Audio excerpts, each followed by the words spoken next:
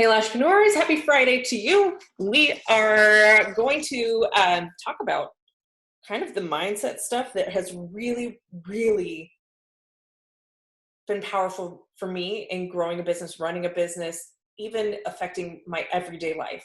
The thing that I think everybody, not just business owners, but everybody should have a grasp on. So I'm going to share that today, and let's just get to it. The best thing I've ever done for myself is learned how to shift perspectives. I initially started learning about this from a coaching perspective, because a lot of coaching is taking people's limiting beliefs or the thoughts they think and finding different ways to help them feel empowered after talking through their beliefs. And I've done a lot of therapy and I've done a lot of trainings in this, and it makes me a really effective coach, but it also, yes, has helped me significantly. And so there are a couple trainings that you can look into if this is something that you're fascinated about. And, it's called neuro-linguistic programming, NLP, or sleight of mouth. So you've heard sleight of hand with magic. It's kind of the same thing, is that it's just different techniques on shifting people's perspectives. And I do this to myself all the time. And one thing that I just want to have you start, if you've never done any of the mindset work, or you're just not very self-aware, you've maybe never done therapy, you've never just challenged or questioned any thoughts that you think, is to know that the thoughts that you think don't have to define who you are. What? That's right. Your brain is processing data and data and data. And sometimes thoughts come in. They're not pleasant thoughts. They could be very dark thoughts, but that doesn't mean they have to stay in your head. And that doesn't mean that we have to act on them. And that doesn't mean that we have to make those mean anything. They are simply just thoughts, right? So when we can identify that the thoughts that we think don't have to have any meaning about us and who we are, we kind of take the permanency of that feeling or that fear of, like, oh my gosh, is this who I am? Am I a jealous person, an angry person, an insecure person, I don't know, 1.5 million thoughts that go through our head every day? They don't all have to mean something. Sometimes it's just your brain is putting a thought out there and you go, ugh, no thanks. So one thing that helped me was identifying anxiety and actually giving it a name of anxiety. Before I had my miscarriage, I was an anxious person. I just never knew it. I didn't know what anxiety was. It really hadn't been on my awareness of, like, I am an anxious person, or there was family anxiety. I just thought that's the way life was, that I was just tense, or that I get stressed out, a lot of feeling of heaviness in my chest, that was just, that's how life was. And when I started going to therapy after my miscarriage, my therapist identified that I was having anxiety. I was specifically having panic attacks at that time. And so once it got a name, it started to separate from my identity of this is just who I am to this is something that I am facing. It wasn't an identity aspect. It wasn't a Tara is just this way. Tara is just stressed. Tara is just high maintenance. Tara is just, sometimes she has rapid thoughts, kind of a thing.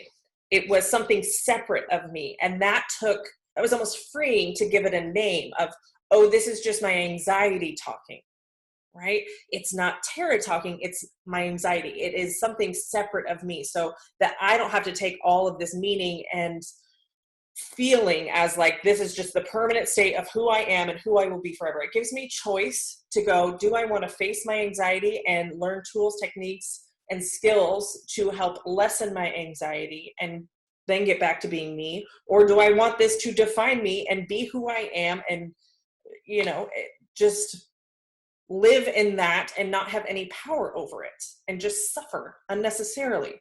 So that is kind of where the first time of self-awareness started for me, was naming what it was. And the only way I can kind of equate this as like a metaphor is, I can imagine that if somebody is feeling sick or tired for an extended period of time, or they're getting migraines, or they just kind of, their physical health declines for a period of time, they kind of almost become resolved of like, man, this just must be aging, or this must just be, something that I don't feel as good as I used to. And then all of a sudden a diagnosis comes in that's like, this is the cause of why you feel this way, and here's steps to help you feel better, that there's relief in that. Well, I can equate that to being similar to the mental health. It's just a little less obvious. It's like they can't go in and scan your head. I mean, they can, but very few doctors or psychologists or psychiatrists will. There is the Amen clinics here in the US is the only brain scan that ties in with mental health and therapy, that they actually look at the actual organ of the brain to see what is not functioning. You know, are there certain parts of the brain that aren't functioning as well as others? Well, this would then indicate that that person has ADHD or anxiety or depression or PTSD or TBIs. You know, it's so fascinating to me that so much of mental health has to do with the person's behaviors and them actually wanting to seek help, rather than having an awareness that something they may be experiencing could have an underlying cause, like anxiety or depression or PTSD.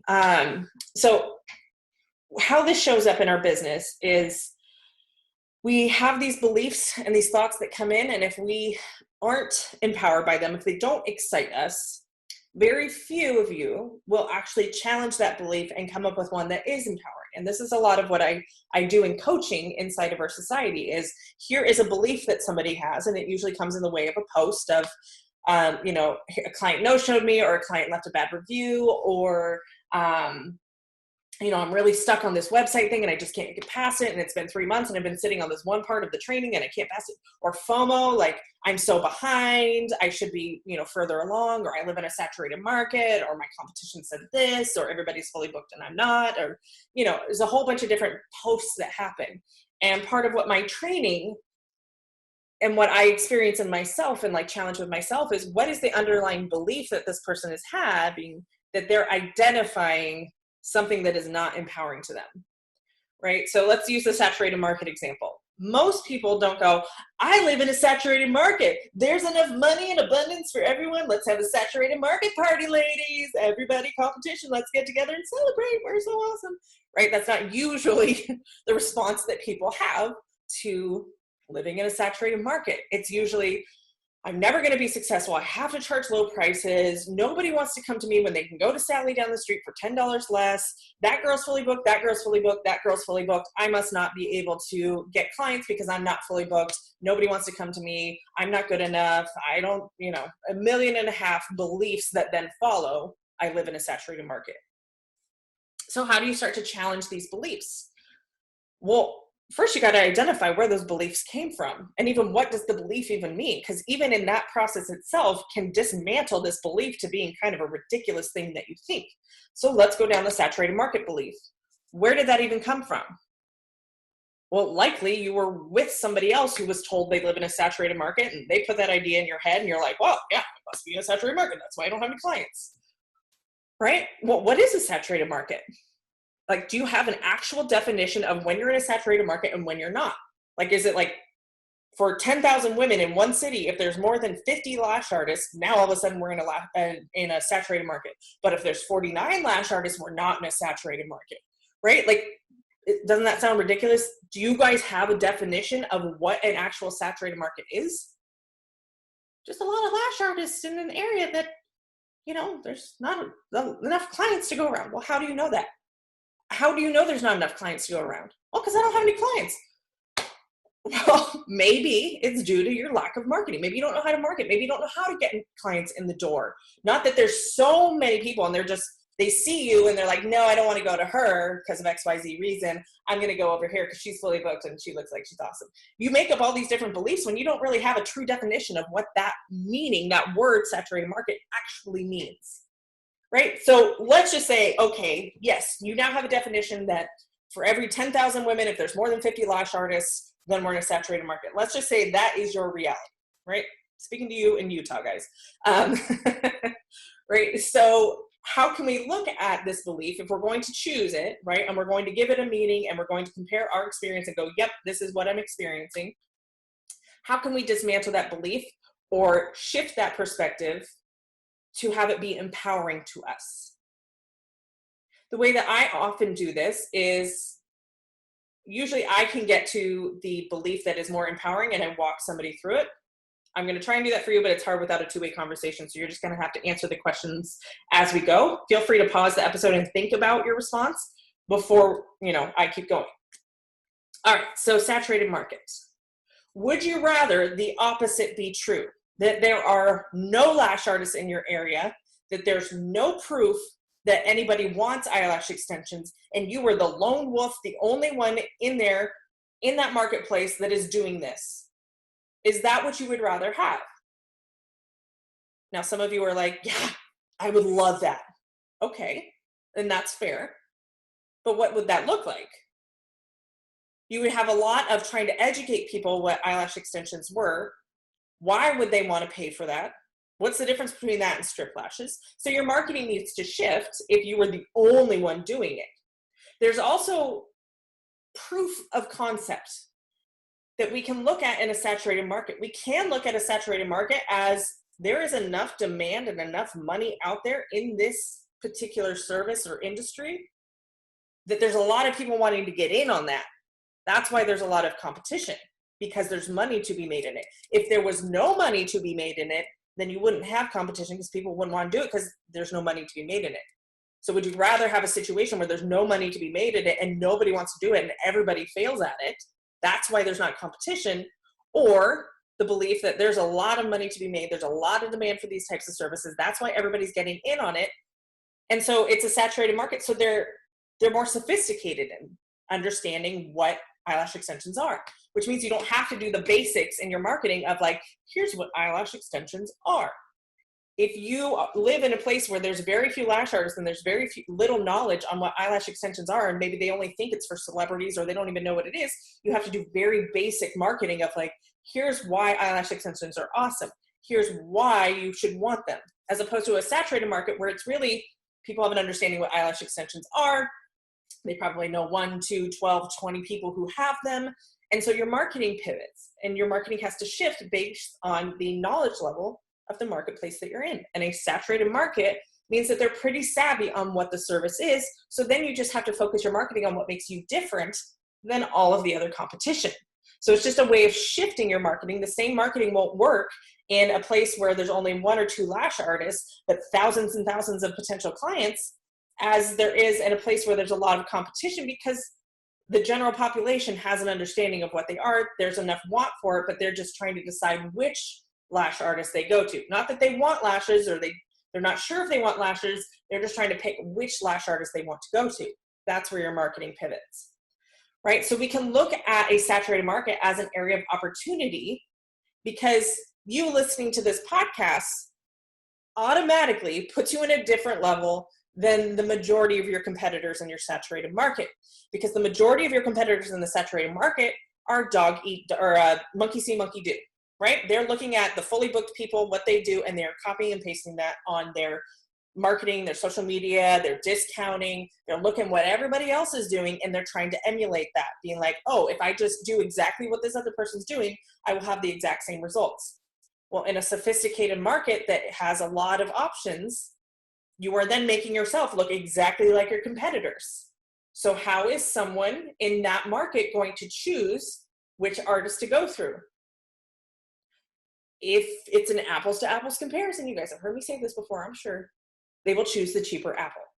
So if you are posting similar shots, similar editing, similar captions, your website looks the same, or you don't have a website, it's just a booking software, and that's what your competitors are doing, and you're doing the exact style of lashes, and you're targeting the exact same clients, then you better be the cheaper one. Because a potential customer is not going to be able to tell the difference. Right? And so if they can't tell the difference, then they're just going to look at what matters most to them, which is money at that point. However, if you're in a saturated market, you can look at the areas and what makes you different and really hone in on your marketing there. So the right types of clients who are looking for that type of artist automatically see you. And now all of a sudden you have a competitive edge, and price point is lower down on the priority list for a potential customer. We teach on this in the Lashpreneur Society, and if you're a part of it, it's called the Blue Ocean Training. It is an awesome way to look at your saturated market with whole new eyes and find whatever your blue ocean is. There's this concept that, in a competitive market, there's the red ocean, which is bloodied waters of everybody, stabbing each other in the back and fighting and, all fighting for the same chum, if you will. And then there's the blue waters where it's smooth sailing. There's, it's all clear water because there's no competition. So there is a way, even in the most saturated markets, for you to be able to stand out and be unique and different compared to everybody else. So now we can look at the belief of I live in a saturated market, and we get to choose whether that is something that excites us and empowers us, or if it's something that debilitates us and paralyzes us and makes us feel bad. So we haven't changed the thought that came in, we just changed the meaning behind it. And this is why it's so powerful in anything that you're facing in life to be aware of the thoughts that come in, stopping to really think about what does this thought mean? What meaning am I making of this? And challenging that. This works beautifully in relationships, friendships, marriages, all of that.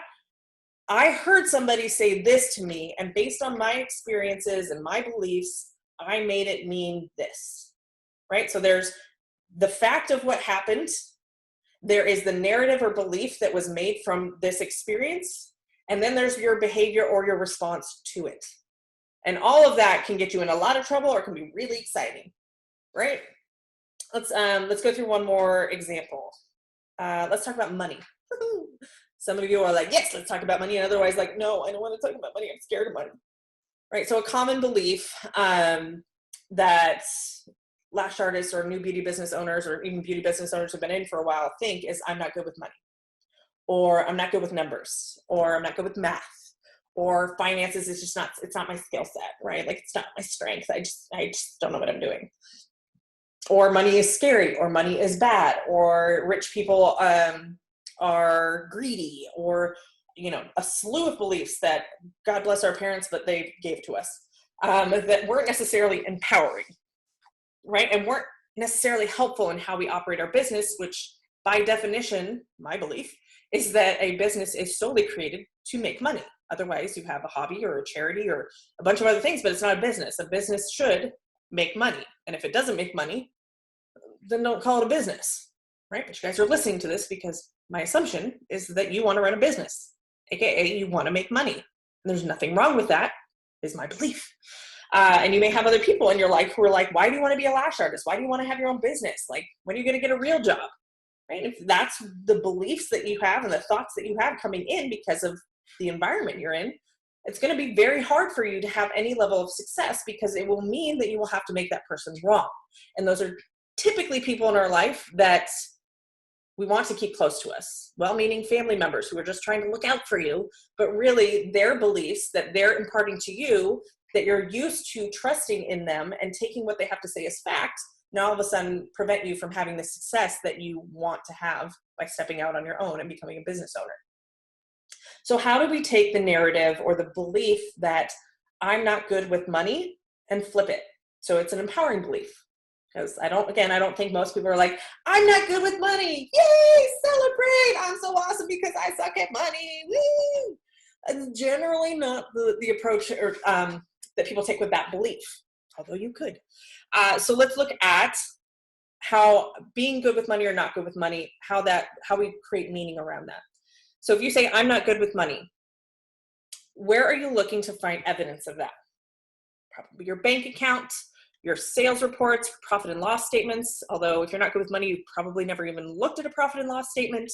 You will see bills, credit card bills. You are really aware when transactions are coming out of your account and less aware of money coming in. You probably have panic around the first of the month when a lot of bills are due. Car payments, rent, all that stuff just brings up a lot of anxiety or a lot of feels that aren't necessarily good. Right? So what's cool about our brain, and also kind of sucky, is that it wants to be right.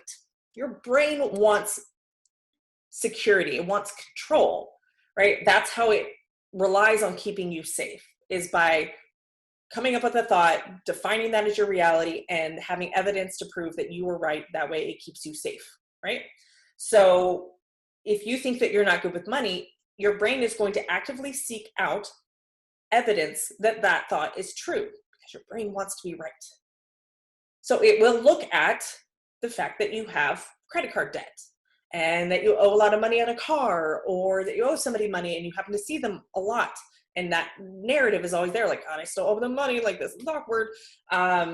that your bank account will never get past a certain amount. It like always gets close to this amount, and you think, God, if I just get over that amount, then I won't have this feeling, right? And so your brain looks for evidence to prove the belief that you have in your head. What's really also cool about your brain is that you can hack it and you can control it and be like, no, I am good with money. I'm going to take the evidence that you see, and I'm going to either ignore that negative evidence, or I'm going to actively seek out positive evidence to support the opposite belief that I am good with money. So if you are good with money, where might you start to look for evidence to prove that? Nothing has changed, right? Like, you're still sitting in the same space you were. You haven't done anything because you're still listening to the podcast, but where might you start to look at things differently with the belief of, I am good with money? Maybe now you're aware of, oh, new appointment booked. Or, oh, that client actually tipped me a little bit more. Or, oh, wow, that retail sale was really easy. I didn't think she would buy.